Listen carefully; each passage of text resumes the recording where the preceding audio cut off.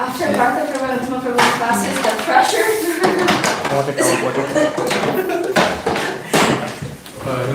You'll be okay.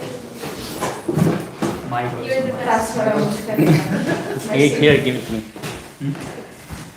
Oh. This one. That legacy.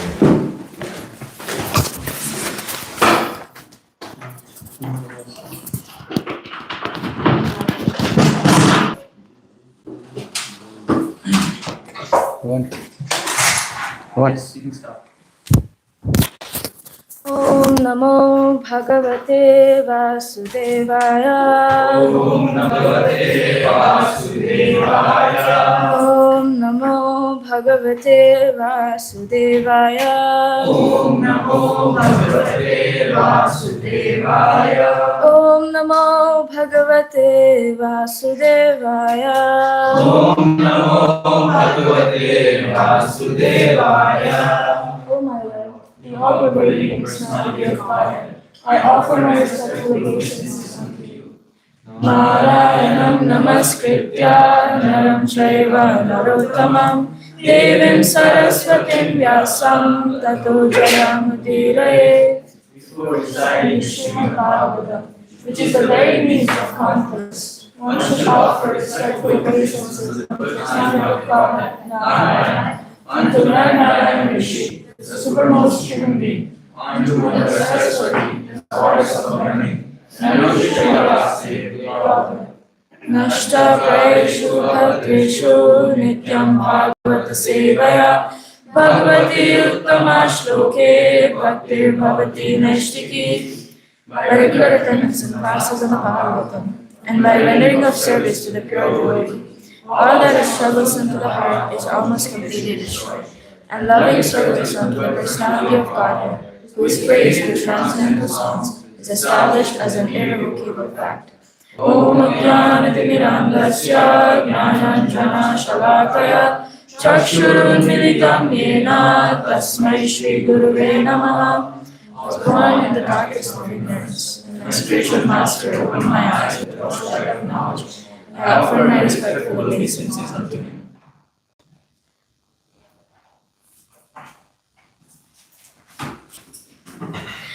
Can we play it in advance for you, Prabhu? There's only like a few purports, and they're very small, so we'll read through all of them.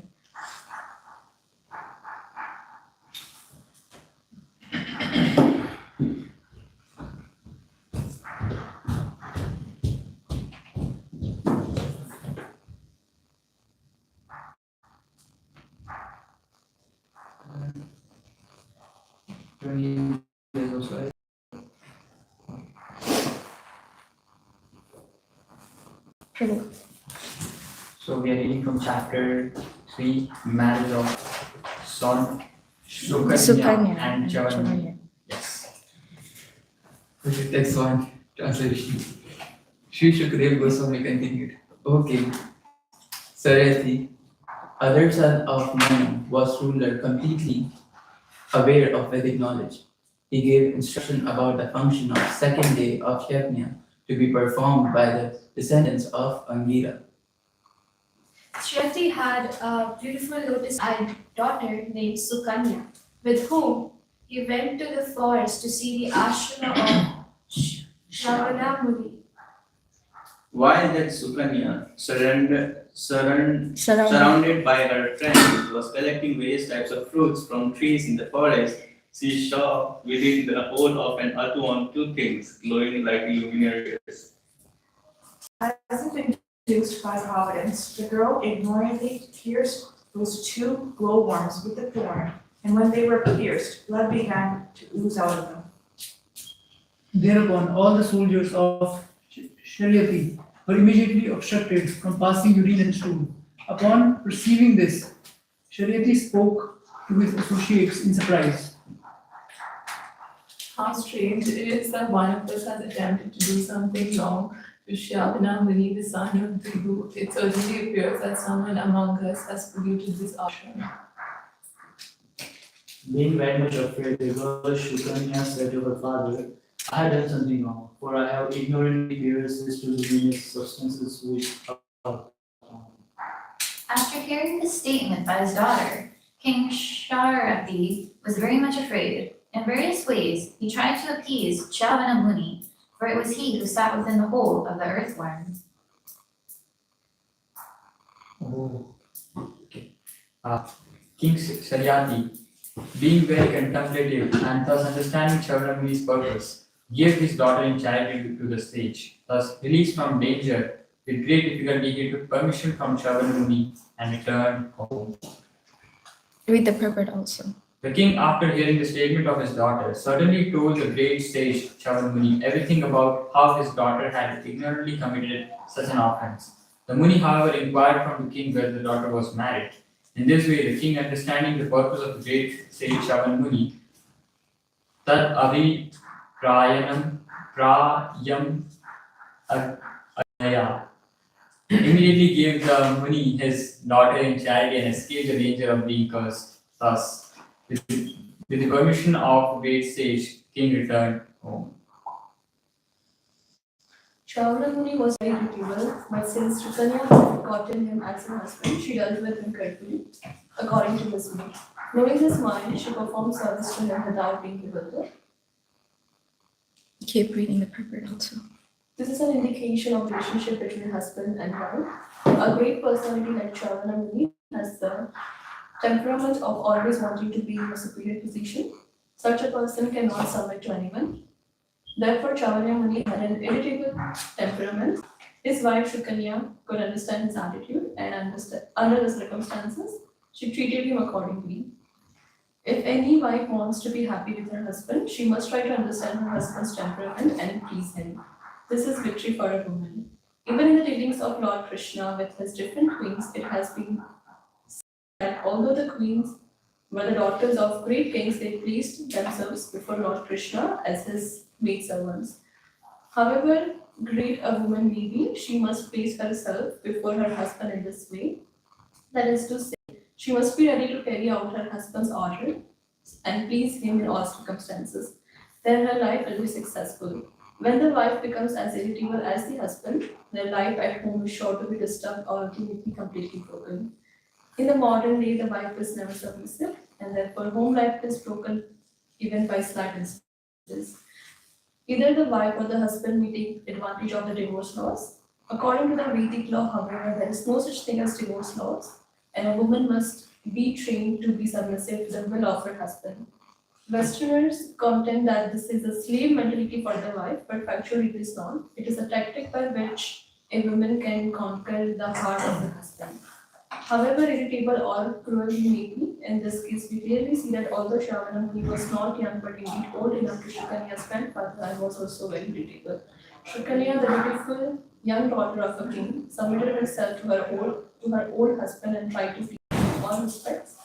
Thus she was a faithful and trust wife. Therefore, some time passed, the Ashwini Kumar brothers, the heavenly physicians, happened to Shavana Muni's ashram. After offering them respectful obeisances, Shavana Muni requested them to give him youthful life, for they were able to do so. This purport, we'll come back to it because this is the verse we're focusing on. So we'll move on with the next verse. Shavanya Muni said, although you are ineligible to drink Som Rasa and sacrifices, I promise to give you a full pot of it. Kindly arrange beauty and youth for me because they are attracted to young women.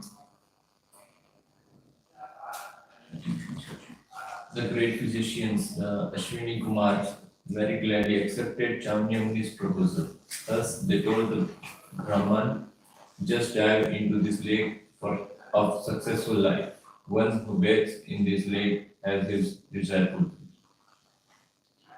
After saying this, the Ashwini Kumaras caught hold of Shavana Muni, who was an old, diseased invalid with loose skin, white hair, and veins visible all over his body, and all three of them entered the lake.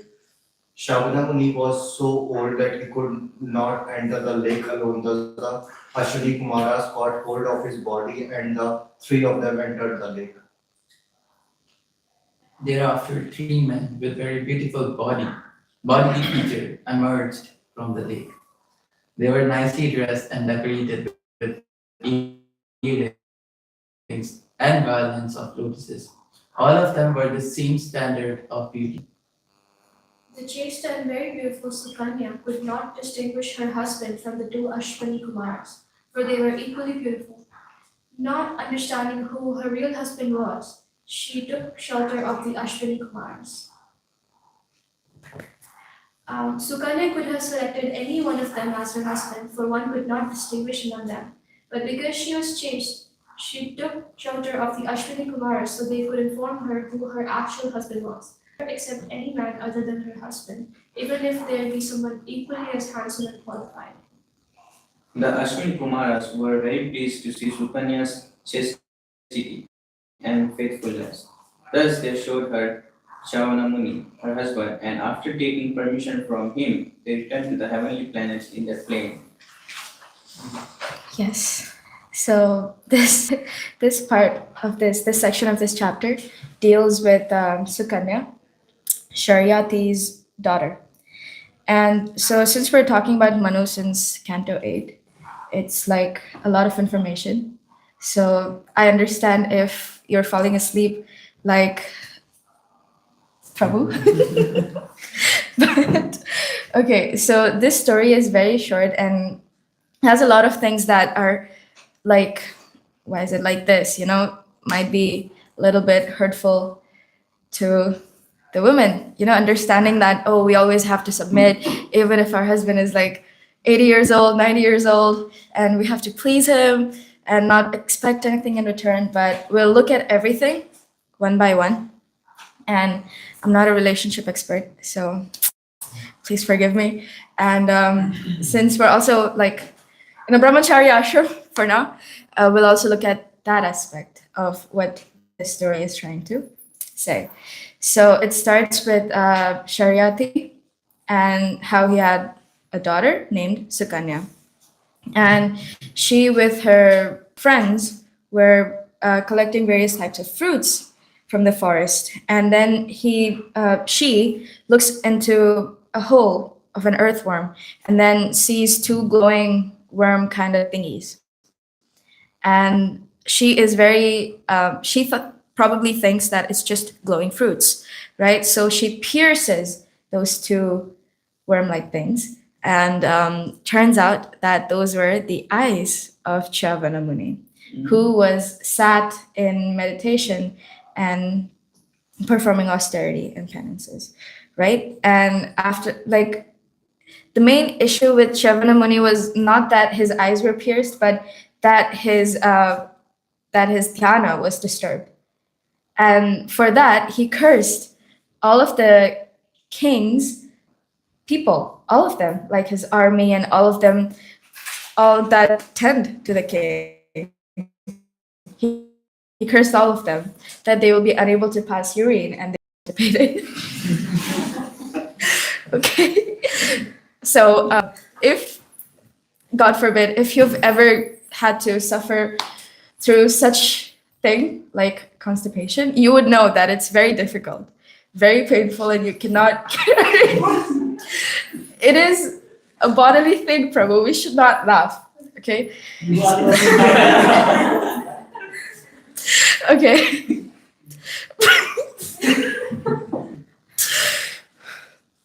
Okay. Like if you've ever had to experience it, it's understandable that doing everything with your tummy hurting and it's very difficult. You can't really do your duties very nicely with that. So all of the king's men were unable to serve him very nicely because of their bodily situation.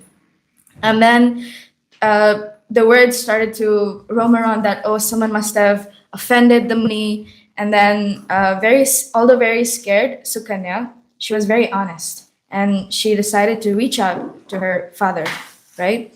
Now here's Sukanya. No one would have known. She could have just kept quiet, but she chose to be truthful. And that's a quality of a Vaishnava, to always be truthful. While it might be very difficult in this situation, of like we heard that the king, after hearing, was very afraid. And when we do something that puts someone else in like a difficult position, they react not very nicely to it. And so she could have kept quiet and everything could have been nice with her, but then truthfully, although it was a bit of a difficult thing to do, because in this sense, it put her at a position of discomfort. She was married to an old man.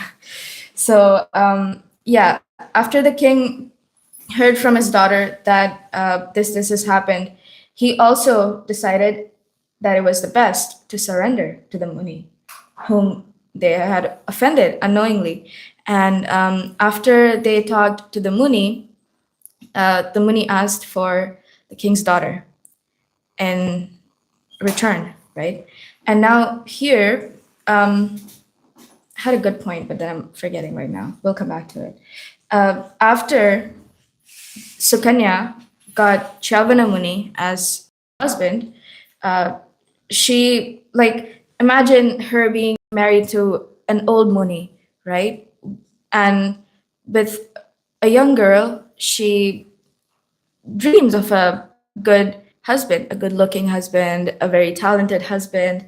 And that's like totally normal, right? But in her case, she got an old Muni, although very respectable, but but she also chose to be a very chaste and faithful wife, serve her husband in every way that she can. Now, great munis are like known to be, very hot-headed, and they have like a temperament, as you're reading from the purports. Like who's the other muni or sage personality that you can remember that has like a temperament?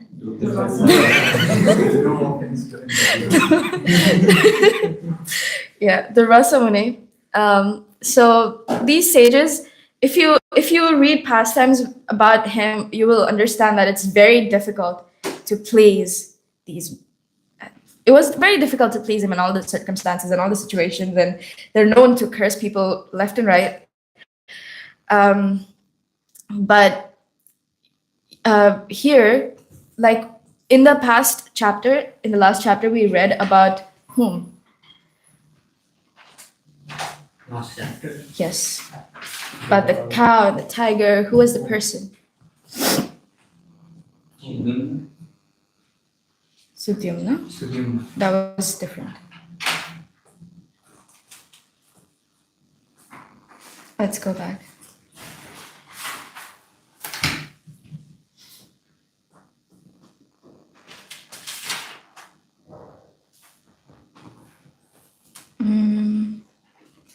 Actually, it was in the first chapter, not even the second chapter. The second chapter is just about. Yeah, it's also cow. Yeah. Okay. Prashudra. Prashadra. So Prashadra, we read his story, right? That he was ordered by his spiritual master to tend to the cows and protect them. And one night, a tiger came, and he was unable to distinguish between the tiger and the cow, and he ended up killing the cow, which is a great offense, right? And so when I was reading this pastime, I was like, so tigers were that big? And these are some mysteries that just revolve around Srimad Bhagavatam that intrigue me very much, because as we learn also in like the modern day history and archaeology, we read that the sizes of humans have changed and nothing's like it used to be. So it's just very intriguing. Anyways, here Prashadra, he was just trying to do his duty, right? It wasn't his fault that the sunlight, the moonlight wasn't very nice, and that he didn't live in the modern day and age where they had light bulbs. It wasn't his fault, right? He ended up mistaking the cow for the tiger and ended up killing the cow. But what happened after? He renounced all his duties and he went to the forest. And in the forest when he was going from here and there. He gave up all the material sense enjoyment and everything, all the material duties and all the enjoyment around him. And he would act like he was deaf, blind, and couldn't think of anything, right? He would act like that. And by doing that, he just roamed around, fully absorbed in devotional service. And when he saw the forest fire, he entered the forest fire and gave up his life, right? And we were talking about it, that after that, he went back to Godhead. And while it seemed like he was put in an uncomfortable position, like, that things were unfair for him, but that adversity ended up being a blessing, that he was able to go back in that same lifetime to back to Godhead. And here in this chapter, we see that the king, the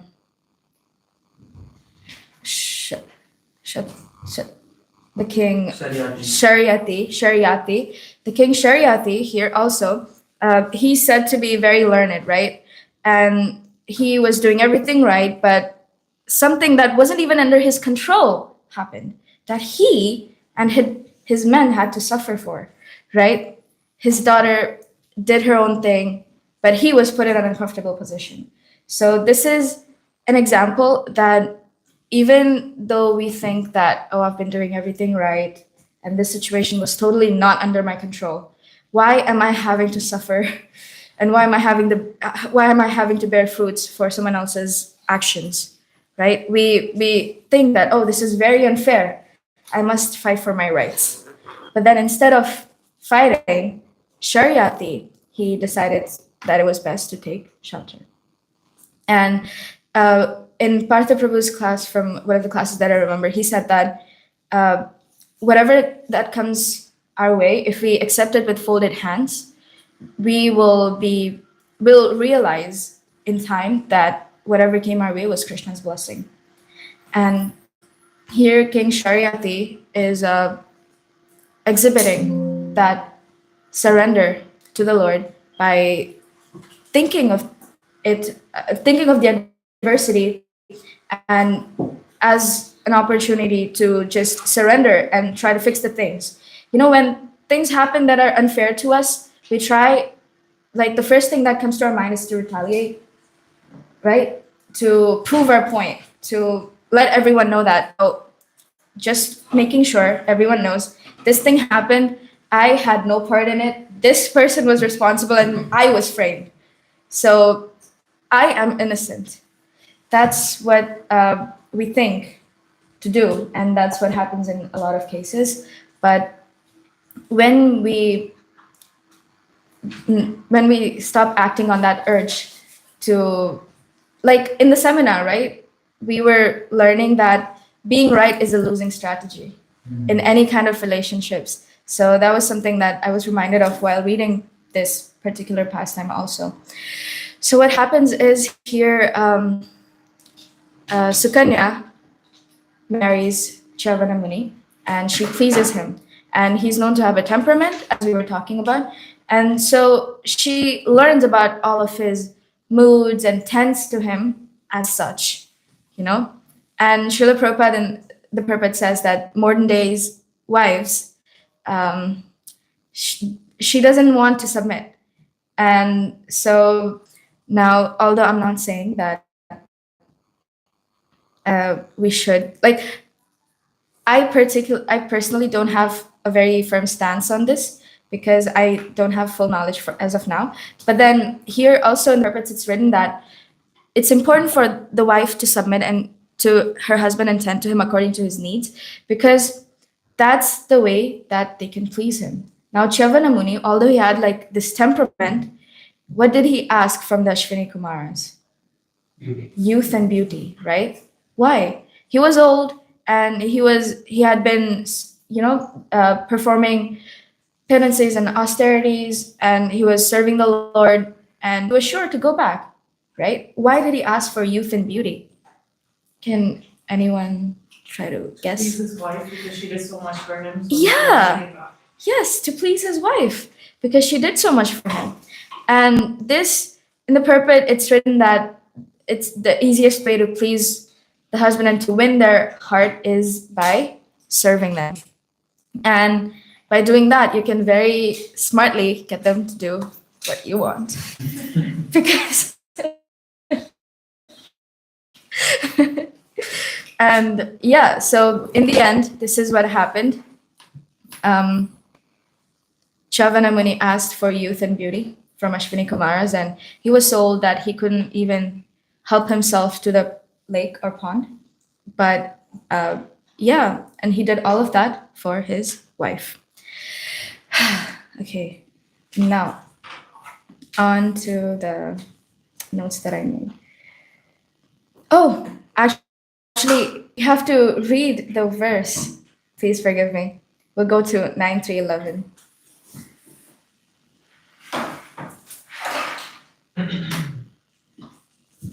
Okay. Kasyachitvatakalasya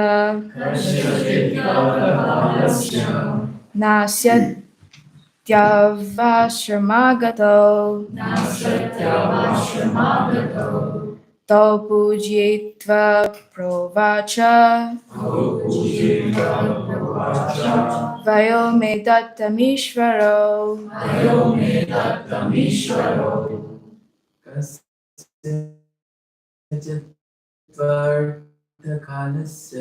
Kasyachitvatakalasya nasatyavashrmagato tau pujayitva provacha Vayo me dattam ishvara. vayo me dattamishvaro. Kasyachitvatakalasya Kasyachitvatakalasya nasatyavashrmagato tau pujayitva provacha vayo me dattamishvaro. Kasyachitvatakalasya nasatyavashrmagato tau pujayitva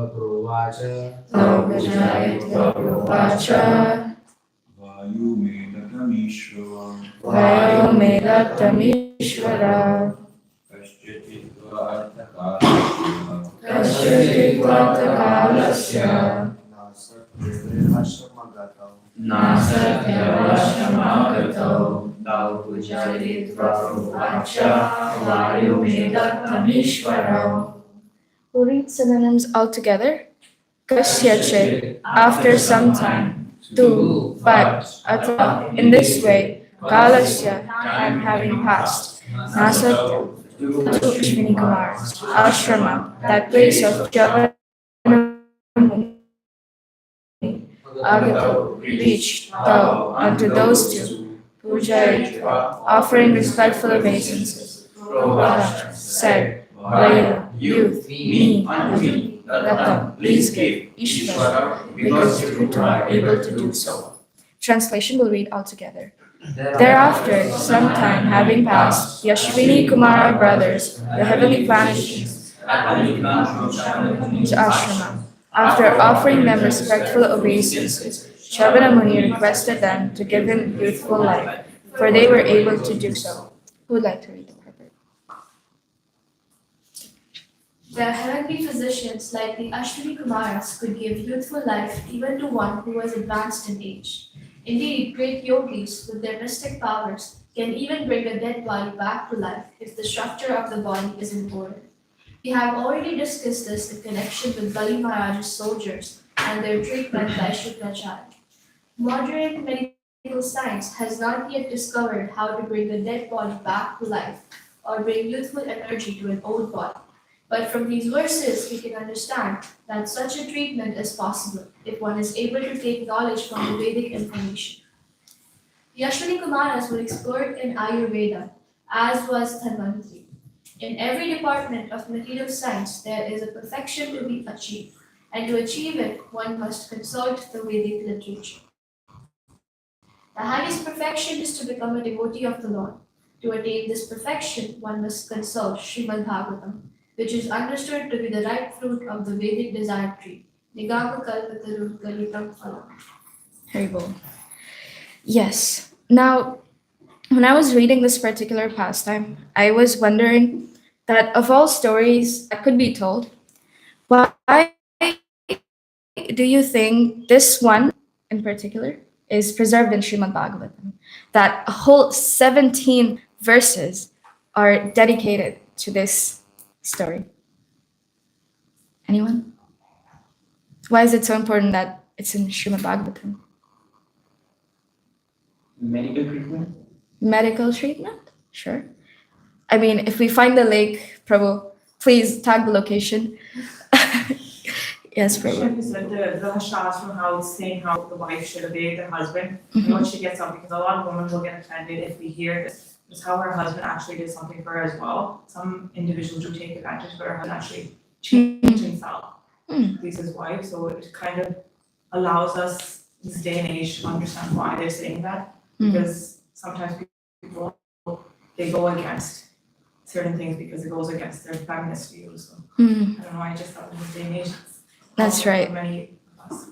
Yeah, as we talked about in the seminar, I realized that feminism sometimes can be kind of dangerous to ourselves. You know, it's like, and Prabhu was also saying that when the wife is not pleased, the husbands, they see themselves as failures. That, oh, I failed to provide for my wife, and she's displeased, so I don't know what I need to do to please her, and so. Yeah, so the key philosophical points that I got from this section, it's according to my understanding, so please feel free to add to it. The first is that, as Prabhu was mentioning, the Vedas address every dimensions of the life, you know, like be it brahmacharya ashram, grahastha ashram, be it talking about, as soon as you mentioned brahmacharya, Avalahara Prabhu's interest is piqued. So all the dimensions of life that you could be in, Srimad Bhagavatam addresses it all. And so, you know, one of the things that we all suffer with is being able to relate to people, feeling like we have a place, that we're understood, right? And in this morning, especially like I myself, I was suffering with, you know, by myself thinking that, oh, I don't think this is my place, I don't belong with them, I don't know where I belong, and I can't relate to any of them. But as long as you turn to Srimad Bhagavatam, you'll find home in a way that there'll be something for you and something that you personally yourself would benefit from. So as long as we keep turning to Srimad Bhagavatam, everything will be taken care of, right? In a way that it addresses everything, all of the problems that you can think, you know, it's like Reddit. You know, all the weird questions you have, like you search and some person like 14 years ago thought of the same thing and it was answered by another person, right, on Reddit. And Srimad Bhagavatam is like that, you know? You think that I am so different that no one can relate to me in this year 2025, but like millions and billions years ago, when Srimad Bhagavatam, the pastimes happened, when it was spoken, you can find it there, you know? So it is very much relatable, and it's very much applicable, and it's very much for you, right? So always turn to Srimad Bhagavatam.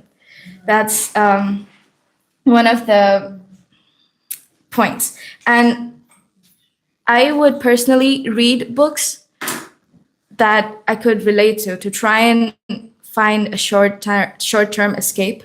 You know, that books, you get immersed in them. And it's very easy to lose yourself and lose the track of time. And it is like, instead of immersing ourselves in some kind of mundane books, which don't really give us anything of value, it's better to immerse ourselves in the stories of Srimad Bhagavatam. Why? Because they're all Krishna Katha. And Vedic literature is not about escapism, right? by reading Srimad Bhagavatam, by immersing yourself, it's not that I'm ignoring reality like I was when I was reading some mundane books. I'm not sure how many of us can relate to this, but for me, it was a form of escapism. Um, yes. And Srimad Bhagavatam, it's not about escapism.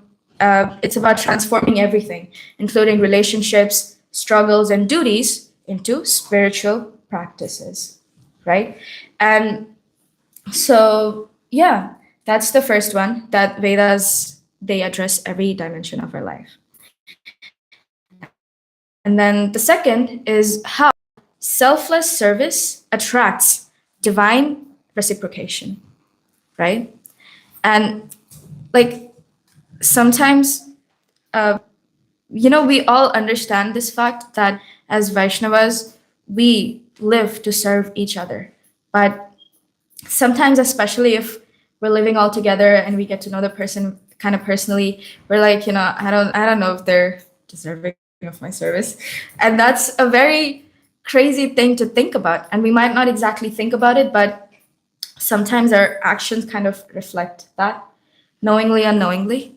And the result, though, is we end up offending them in our minds, and we still have to get the reaction for it. Why? Because when Sukanya was poking the glowing fruits, she didn't know that it was a Muni's eyes, right? So she also unknowingly, ignorantly made that mistakes, but she or her loved one had to suffer for it.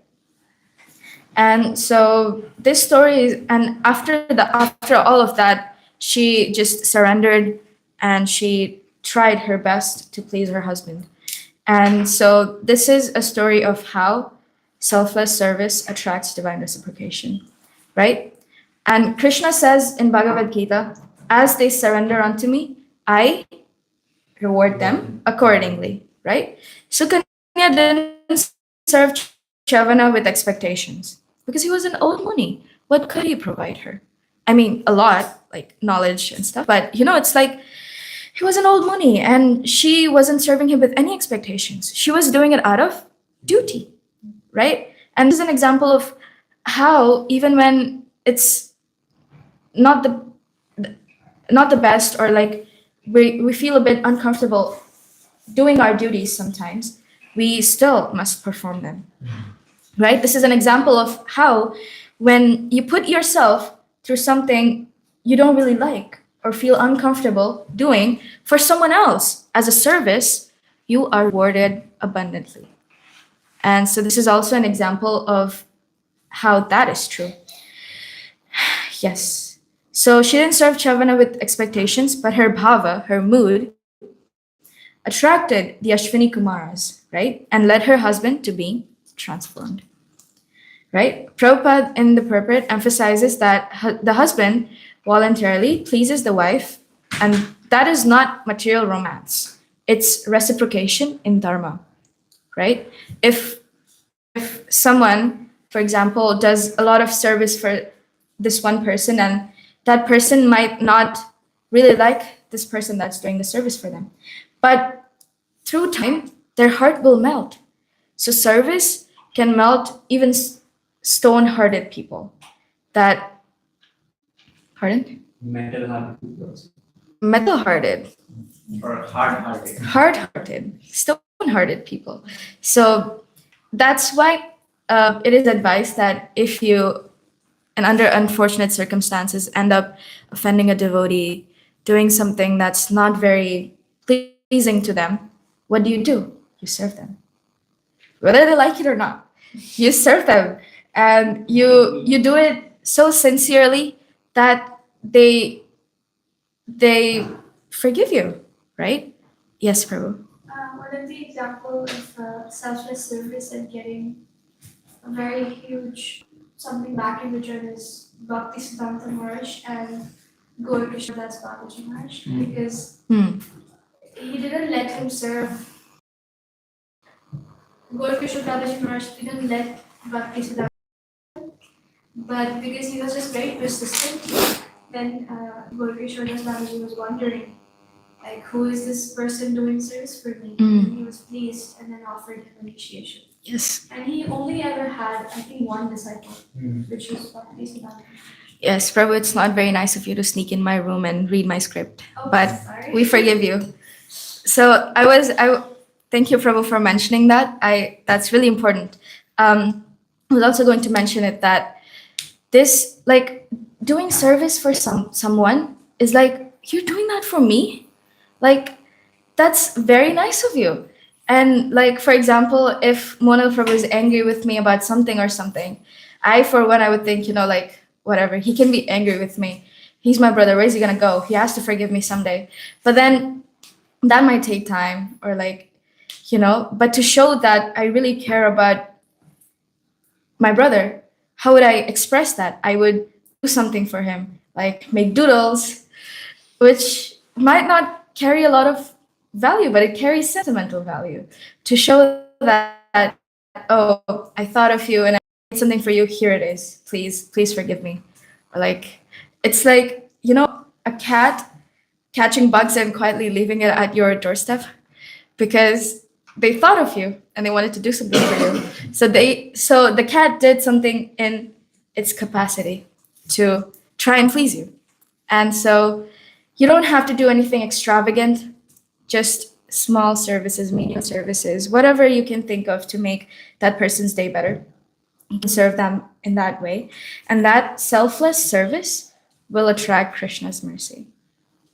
Because Krishna loves it when you serve any of his sons and daughters, right? So that was the second point that I could get out of the story. And the third one is that it's very important. We keep reading about this, that spiritual advancement comes through difficult situations. I think we were talking about this in one of the Divine Dialogues or the Srimad Bhagavatam classes, I'm not sure, but we were talking about adversity. I think Vachas Prabhu talked about this in his Divine Dialogues, that adversity, although it just, on the face of it, it looks like, oh, this is a difficult situation, I don't know how to get past this. Like for me, when I was in first year, when I came to Canada, I was in great adversity because I was not doing so well with my courses. I was also struggling to manage the financial aspect of life. And I was also dealing with being away from my family for the first time in forever. Forever 17 years. But so it was just adversity, I was going through it. I didn't know what to do. I had no idea. I didn't know about Srimad Bhagavatam, didn't know about the devotees, didn't know about this temple that it existed. And I was just going through it. I was like in a very bad shape. And then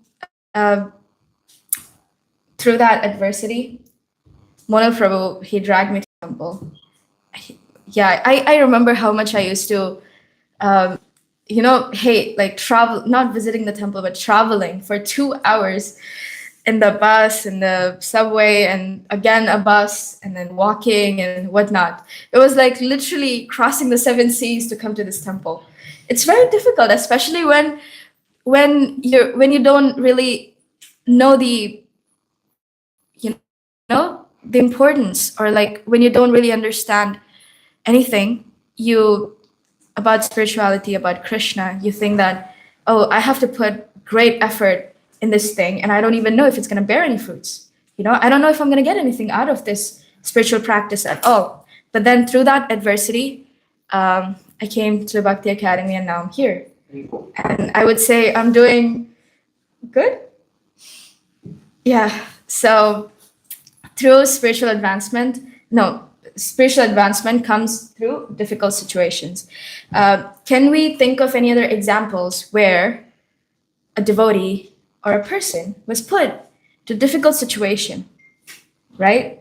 Where they had two choices. One, to be morose and to be like, oh my God, why is this happening to me? And the other was to surrender and turn to Krishna. Yes.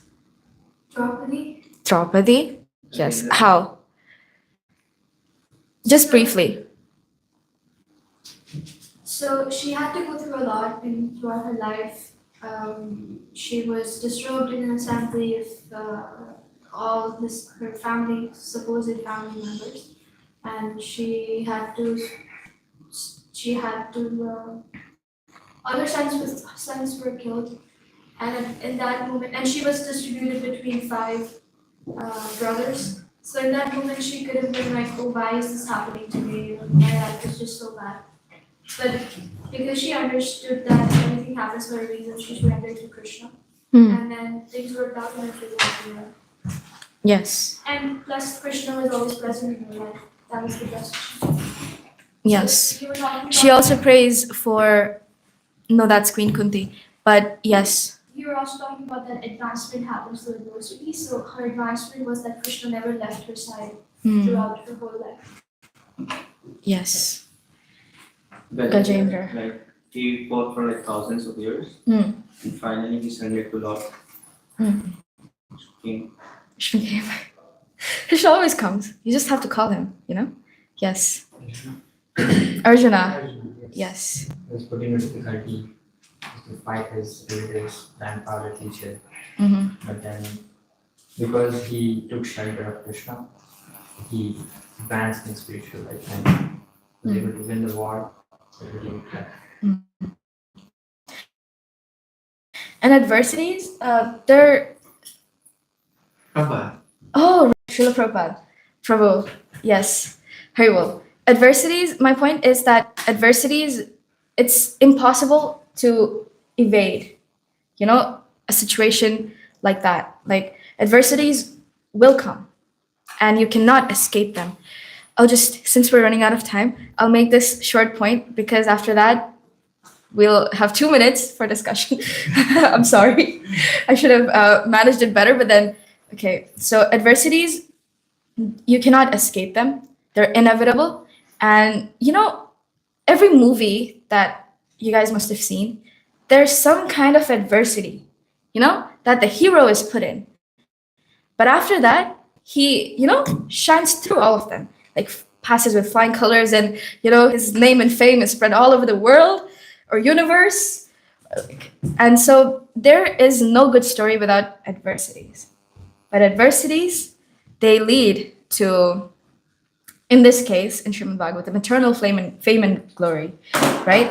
So yeah, as I said, adversities, don't try to evade them, but accept with folded hands, because as Uttama Prabhu was mentioning, or Partha Prabhu was mentioning, I'm not sure whom, but they're one. So they were mentioning that we're sitting here, it means that 75% of our karmas are gone. And the rest, we're just serving Krishna with full surrender. And so the point is that us sitting here means that all the adversities that we're put through, they're not random. They're not results of any karma. Or even if it is, it's all planned by Krishna. You get just the right problems for you to learn just the right lessons, right? And sometimes you think, oh my God, I really don't know what to look for here. I don't understand what's the lesson here. But then in due time, you will realize, because you always do. Has anyone felt that their problems are exactly tailored, perfect to fit your situation and your character, your personality, right? Who can say yes to that? Yes. I can give an example. I was hoping we had time for that, but no one else, Prabhu? You don't think your problems are nice? Okay. I'm on But- both sides.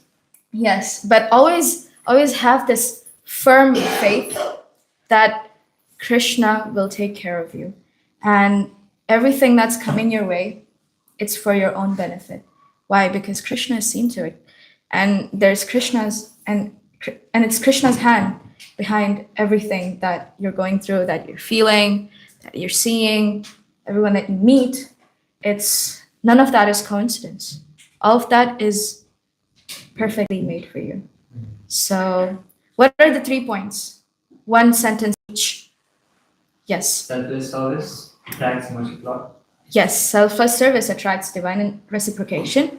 One. Other? The first one was the Vedas address every dimension of life. That's something we learned from this pastime. Second, selfless service attracts divine reciprocation. Spiritual advancement comes Yes, spiritual advancement comes through adversity. Yes. So, with that, I'm hoping we all had something we could take from this session. If not, please forgive me. I will do better next time. Granth Raj Srimad Bhagavatam ki Jai.